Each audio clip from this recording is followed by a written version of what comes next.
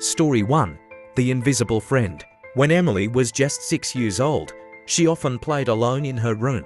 Her parents thought it was normal, but something felt off. She would constantly talk to someone named Jacob, her invisible friend. While imaginary friends are common among children, the details of these conversations made her parents uneasy. Emily talked about places she had never been, described events no one had mentioned, and used words far beyond her age. One night, while Emily was sleeping, her mother entered the room to turn off the light. As she approached the bed, she saw a drawing Emily had made. It depicted a boy wearing 1800s-style clothing, holding Emily's hand. The name Jacob was scribbled at the top of the paper. Curious, her mother decided to investigate. In the town's historical records, she found something shocking.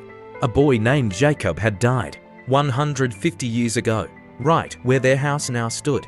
One morning, Emily came into the living room and announced that Jacob had to leave. When asked why, she simply said, "He said he found another friend." After that, Emily stopped playing with Jacob, but the unsettling feeling of being watched never completely left the family. Story 2. The Locked Basement. Marcus grew up in an old house full of secrets. His parents always told him never to go into the basement. "It's dangerous," they warned. But like any curious child, he couldn't stop wondering what was down there. One afternoon, while home alone, he decided to explore. He found the key hidden in the closet and unlocked the door that was always kept shut. The wooden stairs creaked with every step, and the air smelled damp and moldy. At the bottom, he found boxes filled with old belongings. But one thing caught his attention: a wooden chair surrounded by scratch marks on the floor, as if someone had desperately tried to escape. As he examined the room, he heard footsteps coming from the stairs. He froze, but when he looked, no one was there. Suddenly, the door slammed shut. Marcus ran to it, pulling and twisting the handle, but it wouldn't budge. Hours passed before his parents returned. When they finally let him out, he told them what happened. His father went pale but refused to explain. Years later, while digging through old documents about the house, Marcus uncovered the truth. The basement had been used as an improvised prison during the Civil War. People had disappeared there, their cries for help never heard. Story 3.